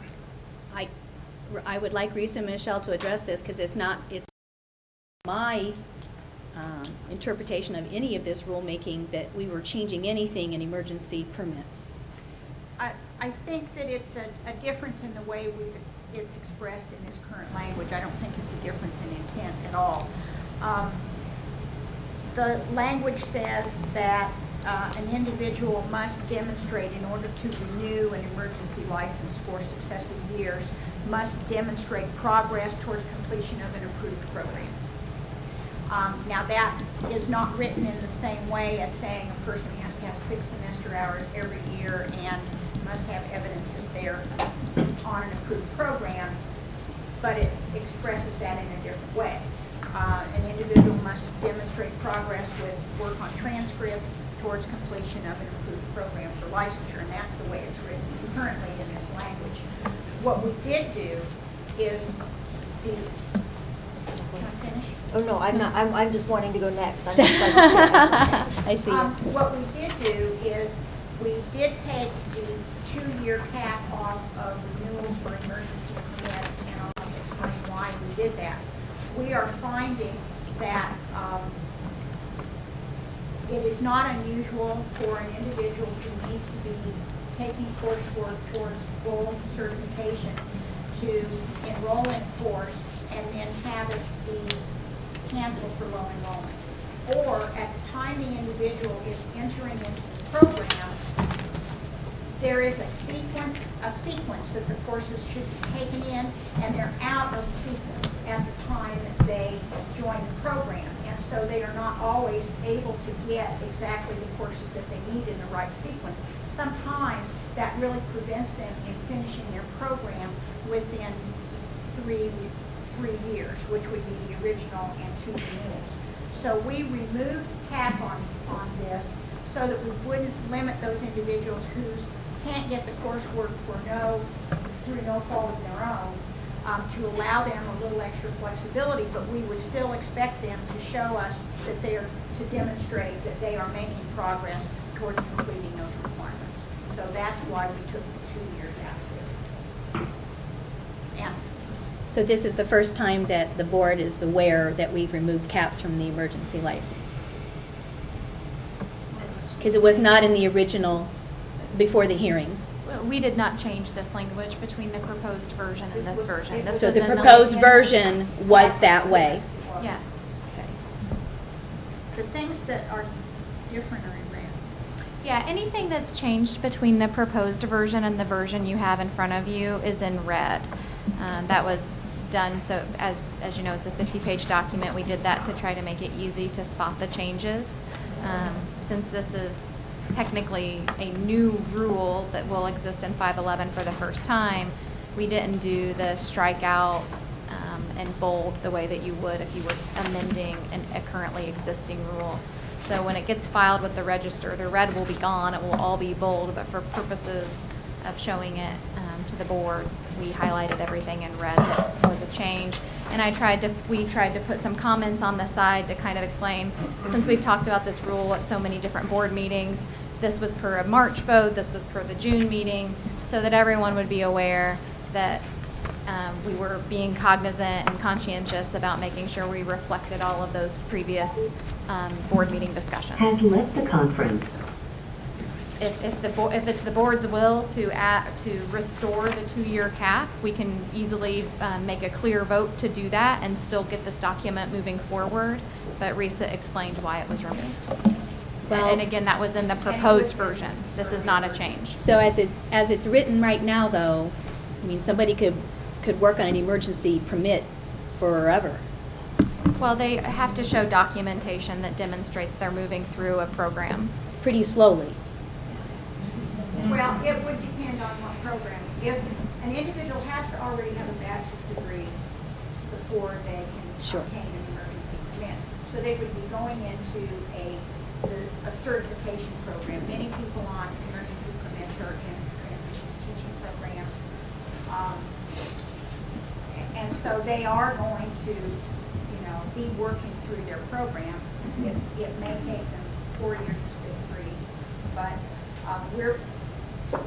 we're pretty careful about making sure that we have transcripts to show that they are progressing, that they're not on an emergency permit anymore for many years, which at one time was the case.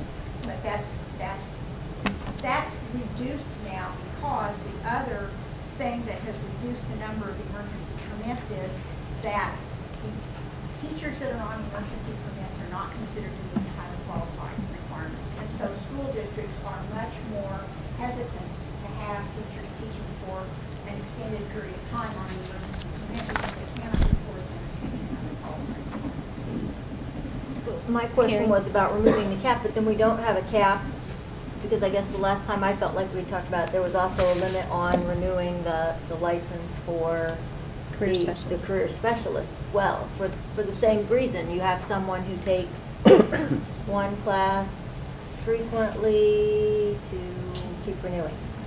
So the career specialist has very different requirements than the emergency permit. It's, as you know, a 2-year renewable permit. It requires a bachelor's degree in a content area in which a secondary license would be issued. It requires 6,000 clock hours in a profession related to the area in which the individual would be teaching over in the last 5 years. It requires completion of pedagogy within the first 2 years. This is a 2-year concise requirement and requires the beginning of the pedagogy program within the first month of teaching. And as you know, sorry, Sean. As you know, we have listed out components of what must be covered in the pedagogy program in a way that aligns with the content requirements. So it's a very different permit than what the emergency permit is, and that's why they have different spans. Do we have more comments on the emergency permit, Brad? Well, to that point, it's not, career specialist is not a permit. You keep saying that, but the language in front of us says it's a renewable license. It is. So I just want to be clear on that. It's a license. It requires 40 professional growth points to renew it every 2 years. Well, and permits No, and it says licenses 40 are in the rule. terms that are used pretty much interchangeably. I'm reading draft language. I want to make sure I have the right copy. I'm reading that this is a 2-year renewable license requiring 40 professional growth points to renew it every 2 years. Is that right? Do I have the right thing in front of me? And I view permits, to piggyback on that, I view permits as being really temporary kinds of circumstances, and not a license. So I also thought the career specialist was a license. So, and if I could be helpful, if you think about again, because of usage and history, but or we can obviously change that word. If we take very specific votes about what we're changing in this document, we can still move it forward. But our educational interpreters, so for our students who are deaf and hard of hearing, that is called an educational interpreter's permit. That doesn't ever convert to a license. And we're obviously allowing those individuals to work with our students with disabilities. So I don't think that there was any harm intended, but we are happy to change that to the word permit rather than license. But permit doesn't necessarily mean that it's a short-term lifespan of a license. As I said, we have educational interpreter permits, which are the way that our students that are deaf and hard of hearing receive all of their information, and we term that a But then the permit. career specialist, would it be counted as a highly qualified person if it was not a license? Yes. So the way that the federal government defines highly qualified has to do with those qualifications that are the criteria of the career specialist permit. So whether you have a bachelor's degree and whether you have passed the content assessment. And not the pedagogy. Correct. Other questions about emergency permits? Thank you very much. Do you have remarks to finish? I'll allow you to finish. Yes, I do. I would just close by stating that one major difference between the emergency permit and the proposed career specialist permit is that once a person gets an emergency permit, they must enroll in an approved program, and they must progress towards meeting the content or pedagogical standards approved by this board. In the career specialist permit, once that person obtains that, there is nothing currently written in rule that specifies that they have to work towards any standards approved by this board. I might also close by saying that the 6 semester hours for renewal is still important, because the way the rule is written now, it says the person must show progress towards. What does that mean? For somebody, it might mean 1 semester hour. In another part of the state, it might be 5 semester hours. So there needs to be some definition given to the teacher, some expectation given to the teacher, so that they know specifically what they need to do to progress towards the next renewal, and it should be consistent across the state. Thank you. Thank you. Rick will be followed by Michelle Bandor. Thank you, State Board of Education, for this opportunity to speak. I'm Rick Matisak, and state staff representative for the American Federation of Teachers in Indiana. Now, on behalf of the American Federation of Teachers in Indiana, I'm here to oppose enacting RIPA 3. I'm going to talk to you today specifically about the Career Specialist Permit, which provides a 2-year renewable teacher's license. One requirement for this Career Specialist Permit are, and I quote, has a bachelor's degree with at least a 3.0 GPA on a 4.0 scale in the content area for which the secondary license are issued. Nowhere does it indicate a minimum number of credit hours in the content area. Is 9, 15, 30, or even 3 credit hours sufficient in the content area? Also, nowhere does it indicate what courses are needed in the content area. Is taking 15 credit hours of 100 level course math sufficient? There must be rigor in the content courses. There are already several teacher pathway programs offered by higher educational institutions to obtain teacher license. All of these programs has addressed my concerns with the minimum content credit hours and rigorous content courses. As you know, retention of new teachers is a problem across the country. More than half of the new teachers entering the profession leave within 5 years. By allowing anyone with a bachelor's degree to teach with such minimal requirements will only make retention even worse. Indiana doesn't want nor need someone that is just teaching until they find a job in their field. Our kids can't afford any higher turnover rate than we currently have. Having the career specialist permit is illogical and will not help Indiana students. I urge the board to consider these concerns when voting today. Thank you. Thank you very much. Michelle Bandor.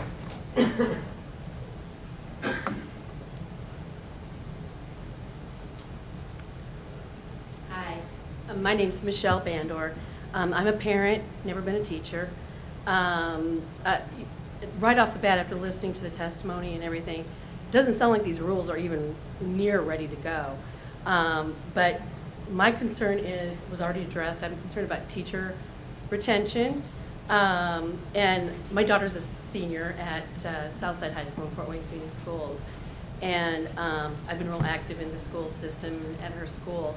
But I'm also concerned, wouldn't the weakening of teacher education and the rules that are being proposed, and I actually read the document too, and boy, that's a lot to read there, but I tried to understand it as best I could. but just from what I read, and one of my companions back there, yeah, these, just with the discussion amongst everyone here, it doesn't sound like they're anywhere near ready to go or be voted on today. But I think that weakening the entry rules to teaching and the licensure process is antithetical to what we're trying to do with our students here in Indiana. You know, we expect rigor from our students, and you know, to expect less from our teachers training, that doesn't make any sense to me. But the other thing I wanted to ask is, have you quantified the comments and testimony that you received, I think was back in January, in favor of and opposed to the changes now proposed? And is this information available for public review?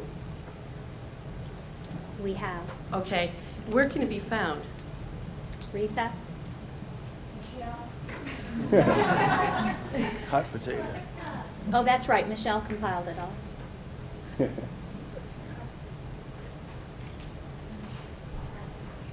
So the information is provided on the Indiana Register's website, as well as on the State Board of Education website. And I believe that the Indiana Department of Education's website also had language posted. Yeah, and there was a big blurb on the website that would link to when we had an online forum available for public comment.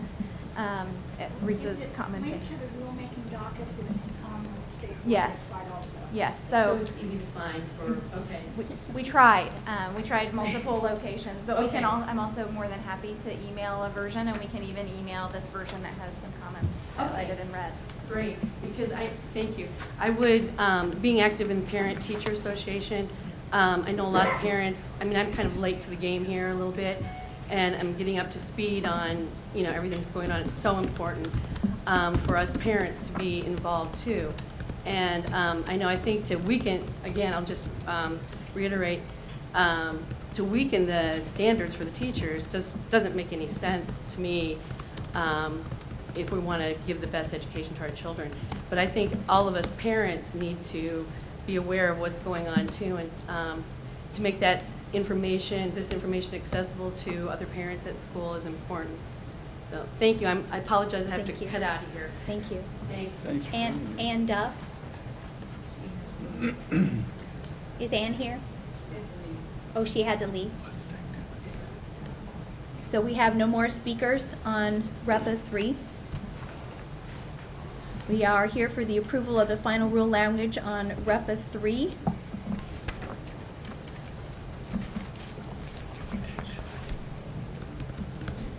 Yes? Madam Superintendent, I'd like to bring a motion to move to strike 511 IAC 16-46 and 16-47 that for career specialist permit. So you're making a motion to delete the career specialist And then I'd like to section. make a comment after, if I can get a second. Is there a second? I will second that. You may speak. I'd like to make a couple quick comments. I'm a big believer in free market, and I really do believe that what is important in this is, as we look at preparing teachers, that we do find responsible pathways for non-educators to come into the profession. I think Indiana has led on this, quite honestly. And I'm even very supportive of the idea that I do believe it is possible to have non-colleges, non-university programs that are quality if we lay the groundwork right for it. My concern is that the language in its final form that exists inside of REPA 3 right now, in my opinion, does not do that. Having had the privilege of serving on both the Professional Standards Board and serving here, I take it a serious responsibility that when we're setting rules that are going to culminate in the issuance of a license, in the same way that we want A to F to mean something or teacher effectiveness ratings to mean something, I want to know that the teacher's license means something, that there's a reasonable amount of assurances that there are certain professional dispositions, knowledge, and skills, and we often get at that through a combination of preparation programs that have been approved by the board, as well as how they perform on examinations. But we have a language in front of us that creates an alternative pathway that basically allows somebody to have a 2-year renewable license without taking any kind of pedagogical assessment. There's nothing in the language that addresses the issue of how the board would approve the pedagogy provider, yet there's other language where it's been modified to make it possible that a principal could provide potentially that pedagogy training requirement element. It only requires 40 professional growth points to renew it every 2 years, and frankly, the biggest concern I have is that we've brought up a regulation that is now being imposed on our pre-service programs to basically demonstrate that they're producing quality graduates out of their preparation programs, but nobody that would come through this alternative route would be subjected or included or have any data included in such a decision. And yet, down the road, I'm sure somebody's going to say, this produced a better teacher than this program. That's going to happen. So I simply can't support it as a part of REPA 3. And I don't want to be misunderstood on that, because I strongly support free market. I strongly support the idea of expanding this out to let non-IHEs, non-institutions of higher ed, get involved in this. But I would like to see the board work at a point where we have responsible language that creates at least a minimum amount of assurance that when it culminates in somebody getting a teaching license, we feel confident regardless of whether they came through a pre-service traditional route, an alternative route such as transition to teaching, or even something like this, because there is a need. There's no question. We have a need to put more STEM teachers in the classroom. But I think we can do it in the language that's here in front of us right now. So we have a motion and a second to delete the language that refers to the career specialist. Any more discussion? Yes. I have questions for Michelle and Risa. Sure. Michelle and Risa. Welcome back. At a previous meeting, we had a lot of testimony about the career specialist permit and so forth, and we looked over testimony in the past, and the board voted on this particular issue, and so I'm a little surprised to see it back again. So what has changed in the rule language from the time that we've already approved it to today? Can you point out maybe in the rule what's changed? Sure. No, so at the May, June, May or June meeting, at the May meeting, we, as you described, we had a lot of discussion and we had 2 votes. One vote similar to what Brad just proposed. That was defeated. That was to remove it, and that was defeated 5-6. To delete the adjunct, that was deleted. It was a 5-6 vote. And then we had additional discussion where we went through how the career specialist would work. We looked at the required pedagogy components, had discussion around, in fact, our board member, Ms. Neal, had recommended that we reinsert the effective language, but eventually wound up proposing this exact language you see before you, and that was voted on 8-3 was the vote.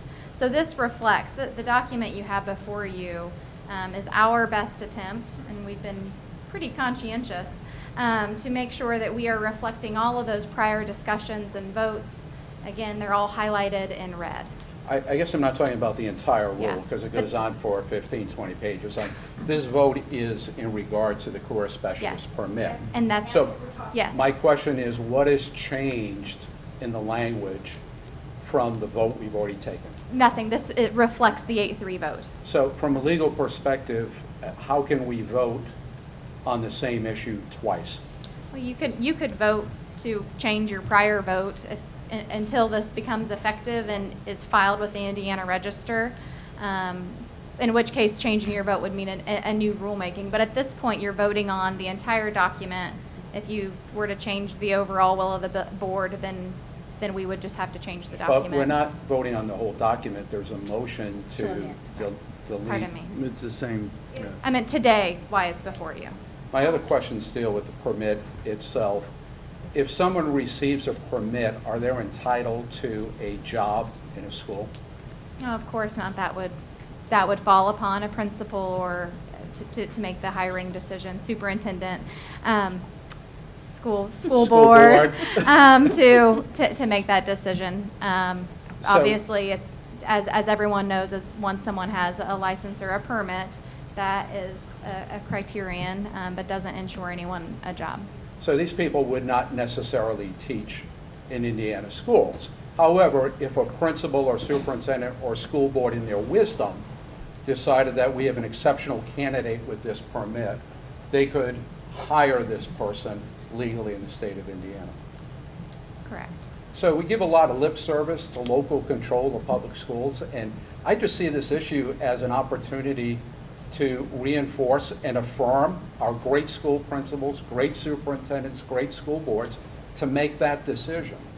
We're allowing people to have a pathway into the profession, but the gatekeepers here, I don't think should be at the state level. I don't think we should be mandating who gets in. I think that's best done by local school boards. And so that's where I'm coming from. I want to empower principals, superintendents, school boards to make that determination who gets into the teaching profession. So I listen to people say we're somehow deprofessionalizing the teaching profession. I don't see it that way. I see it as empowering local school districts. And I know people may disagree, and this is an honest disagreement, I think. But for me, the higher priority here is empowering local schools to make that decision who they want as their as a teacher. Dan? I'll just make a quick comment. With Brad's persistence on this, we may vote on it 20 times, which frankly, Brad, I respect. And I think Dr. Oliver, this is one of the more challenging votes we take as a board, because you make a good argument both sides of it. It only works if we keep accountability. Are we going to be accountable for student learning? So if you have a teacher, you found this unique hire, and schools are accountable, and principals are accountable, and teachers are accountable for student learning, if it isn't working, we call it and say, we thought you'd be great in this profession. We've even given you approved training. It isn't working as well as we thought. The other thing I respect all the institutions, Ball State has a particular history in teacher ed. So Dean, I respect what you do and your faculty and everything. I have so much confidence in what we do in teacher ed that boards and superintendent principals, someone comes through a great program and they're taught in these ways. Dr. Oliver, I know what you do, Dr. Freda. And you have the option, you're going to take the one with the skills, and we're going to approve programs that can help enhance skills. So I look at just purely an option, unique situation. I will also want to monitor it very close. We don't have to do this forever. We're going to find out if it's helpful, and if there's problems with it, we can modify. But I have appreciated even the nature of the emails on this issue. I must say people have come at it sincerely and intelligently. It's a tough balance. So my leaning just been slightly the way, let's give it a try, have some faith. And I also have faith in our teacher ed programs that they're always going to be the superior option because they've had the training and education. This is a unique situation. Yes. I just want to make sure my colleagues understand there will be no way to monitor this because you won't know. There will be no way to know. They're not going to take an exam. There's not any requirement that the approved pedagogical provider submits anything back to the department. So you won't know. You will have no way of knowing that, so make that comparison. That's what I'm trying to say. I'm not opposed to what we're doing. I actually agree with my colleagues. We need other alternative routes besides the ones we have. But we have to be able to do it in a way so that when the time comes, because comparisons will be made, that we have what we need to make those comparisons. This language does not do that for this board. Could I make a clarification, just because I think it would be helpful for the discussion, Yes, which is these individuals would necessarily fall within the definition of a certificated employee and would be required for teacher evaluation. So that the evaluation rules would continue to apply to all of these folks. Andrea? Yeah, that's actually a point I wanted to make. Arguably, the career specialist permit holder is held more accountable than the emergency license holder, because the principal who hires the permittee is held accountable for the teacher's performance, and the teacher is held accountable for the student's test results, and the teacher counts under the highly qualified teacher formula. So this is actually, there's more accountability for this system than the others. And then to answer one of the questions asked by one of the speakers, this permit is not intended to draw large numbers of people into the profession. On the contrary, it is a tool for principals who might want to hire a uniquely qualified individual. And actually, one came up to me last week. She had just taken early retirement from a Richmond company where she was vice president of Latin America. She has spent the last 25 years in Latin America. She'd gone on the DOE website and found 48 Spanish teaching positions. She said, "Can I apply for any of those?" And I said, "No, you cannot." And I'd be happy, if we passed this language today, I'd be happy to give her name and phone number to any principal who's interested, because with a good mentor, with all of these elements of pedagogy that are required: literacy for adolescents in content areas, differentiation of instruction, classroom and behavioral management, and curriculum development, lesson planning, assessment strategies, etc. We've put in exactly what someone like that would need to teach Spanish at the high school level, for example. So I think the career specialist permit will be a wonderful new tool, and my fear is that principals won't use it because there's going to be a lot of work for them to hire that person. So I hope that the principals will take advantage of it. Any more discussion? So we have a motion to delete the section on career specialist. Take the roll, please. Mr. Albert? So deleting it? Yes, Yes, it's a motion to delete. Yes, he Yes. says yes. Mr. Elsner? No. Dr. Freitas? No. Mr. Henry? No. Ms. Neal? No. Dr. Oliver? Yes. Mr. Walker? No. Mr. Watts? No. Ms. Wicker? No. Superintendent Ritt? Yes.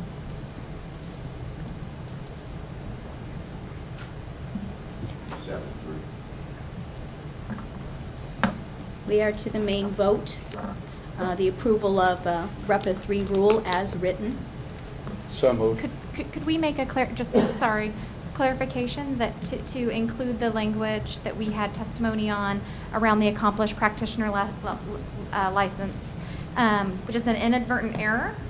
So on page 16 at the bottom, or at the top, pardon me, in the red, that is section 511 IAC 14-4-1, A sub D, pardon me, A2D, that would read, the applicant has a minimum of 2 years of experience in the teaching, administrative, or student service area of the license. Just some additional language to provide clarification that would be similar to what was in 515, just basically a Scrivener's error, the only change to this document that we would jointly recommend. So move as amended. Any more discussion? Call the roll, please. Mr. Albert? No. Mr. Elsner? Yes. Dr. Freitas? Yes. Mr. Henry? Yes. Ms. Neal? Yes. Dr. Oliver? Nope. Mr. Walker? Yes. Mr. Watts? Yes. Ms. Wicker? Yes. Superintendent Ritt? No.